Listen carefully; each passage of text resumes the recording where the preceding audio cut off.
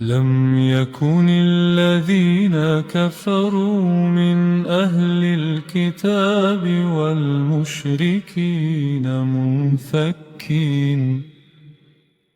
منفكين حتى تأتيهم البينة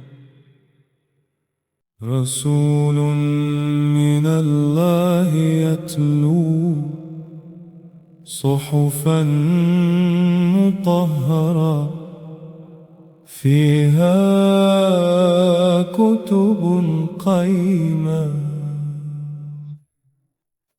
وما تفرق الذين أوتوا الكتاب إلا من بعد ما جاءتهم البينة وما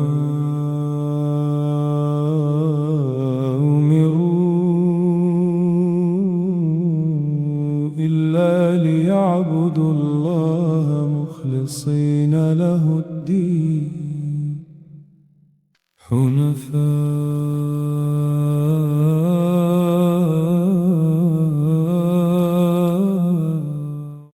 ويقيموا الصلاة ويؤتوا الزكاة وذلك دين القيمة إن الذين كفروا من أهل الكتاب والمشركين في نار جهنم خالدين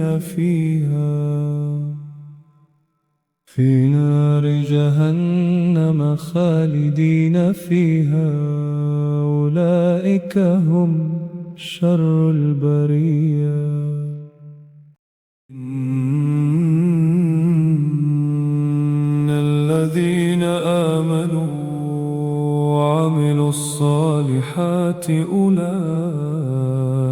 هم خير البرية جزاؤهم عند ربهم جنات عدن تجري من تحتها الأنهار خالدين فيها أبدا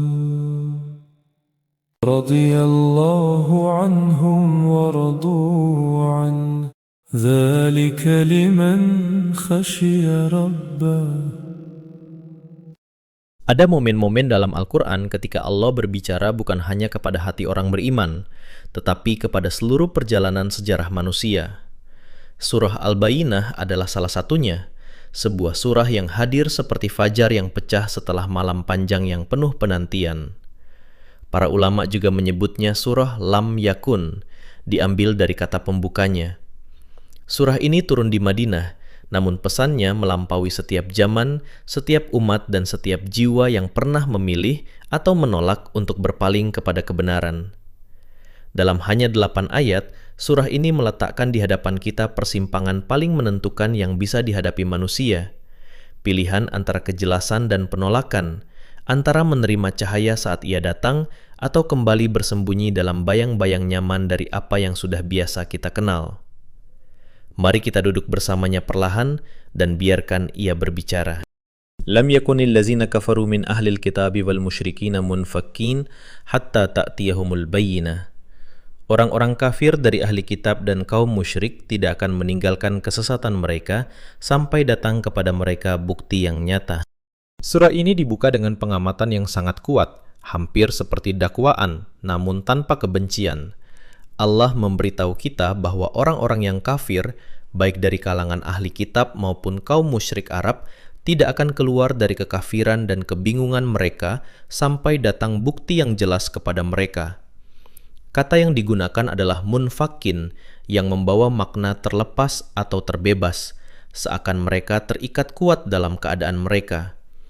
Ibnu Katsir menjelaskan bahwa banyak ahli kitab dahulu berkata, sebelum datangnya Nabi SAW, kami tidak akan meninggalkan agama kami sampai datang seorang Rasul yang bisa kami ikuti. Dalam kitab-kitab mereka telah ada kabar gembira tentang Nabi terakhir sehingga ada penantian. Namun ketika Rasul itu benar-benar datang, banyak dari mereka justru menolak. Ada sesuatu yang sangat manusiawi di sini. Betapa sering kita berkata, kalau saja aku diberi tanda yang jelas, aku pasti berubah. Tetapi ketika tanda itu datang, kita justru mencari alasan untuk berpaling. Ayat ini membuka jendela bukan hanya kepada sejarah, tetapi kepada tabiat hati manusia itu sendiri. Rasulun minallahi yatlu suhufan mutahharah. Seorang Rasul dari Allah yang membacakan lembaran-lembaran yang disucikan. Inilah jawaban dari penantian mereka. Al-Bayyinah, bukti nyata itu, adalah seorang Rasul, bukan sekedar tanda di langit atau mujizat yang terukir di batu, tetapi manusia hidup yang berdiri di hadapan mereka membacakan wahyu yang suci. Al-Qurtubi menjelaskan bahwa suhufan mutahharah adalah lembaran-lembaran Al-Quran, disebut suci karena tidak ada kebatilan yang dapat mendekatinya, baik dari depan maupun belakang. Bukti itu tidak tersembunyi, bukti itu memiliki wajah, suara, dan nama, Nabi Muhammad SAW. Fiha kutubun qayyimah. Di dalamnya terdapat ajaran-ajaran yang lurus. Wahyu yang suci itu berisi kutubun qayyimah, ajaran yang tegap, benar, dan lurus.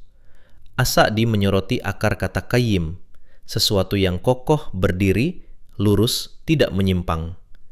Al-Quran bukan kitab yang berubah mengikuti zaman atau menyesuaikan diri demi menyenangkan manusia. Ia tegak berdiri, perintahnya jelas, akhlaknya kokoh, beritanya tentang yang gaib dapat dipercaya. Di dunia yang penuh narasi berubah-ubah dan suara yang tak menentu, sesuatu yang benar-benar tegak adalah nikmat yang sangat besar. وَمَا تَفَرَّقَ الَّذِينَ أُوتُوا الْكِتَابَ إِلَّا مِنْ بَعْدِ مَا جَاءَتْهُمُ الْبَيِّنَةُ. Dan tidaklah ahli kitab berpecah belah kecuali setelah datang kepada mereka bukti yang nyata. Ayat ini membawa kesedihan yang sunyi. Ahli kitab tidak terpecah karena ketidaktahuan, tetapi setelah kebenaran datang kepada mereka. Kata tafarroqa menggambarkan perpecahan yang menghancurkan sesuatu yang sebelumnya utuh. Ibnu Katsir menjelaskan bahwa ini bukan perpecahan orang yang belum tahu, melainkan penyimpangan sengaja dari orang-orang yang mengetahui kebenaran namun memilih jalan lain. Ini menghadirkan pertanyaan penting bagi kita semua. Ketika kejelasan datang, apa yang kita lakukan? Apakah kita membiarkannya menyatukan kita, atau justru membiarkan kesombongan, sejarah, dan kenyamanan kita memecah kita? Pola ini ditegaskan pula dalam surah Ali Imran. Perpecahan setelah ilmu bukanlah kebingungan, itu adalah pilihan. وَمَا أُمِرُوا إِلَّا لِيَعْبُدُوا اللَّهَ مُخْلِصِينَ لَهُ الدِّينَ حُنَفَاءَ وَيُقِيمُوا الصَّلَاةَ وَيُؤْتُوا الزَّكَاةَ وَذَلِكَ دِينُ الْقَيِّمَةِ. Padahal mereka hanya diperintah untuk menyembah Allah dengan ikhlas, menaatinya semata, tetap lurus, menegakkan sholat dan menunaikan zakat. Itulah agama yang benar. Setelah beratnya peringatan sebelumnya, ayat ini datang dengan kelembutan yang menjernihkan.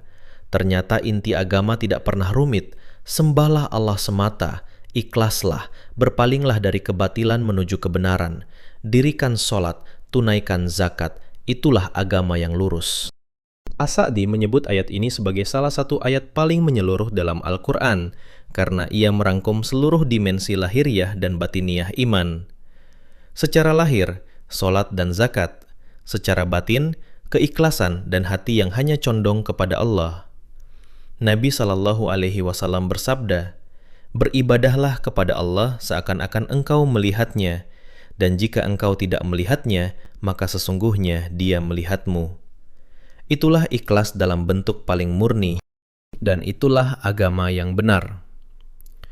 Bukan agama yang rumit, bukan agama yang mustahil, tetapi agama yang dimulai dari hati, lalu mengalir ke seluruh kehidupan. Innal ladzina kafaru min ahlil kitabi wal musyrikin fi nari jahannam khalidina fiha ulaika hum syarrul bariyah.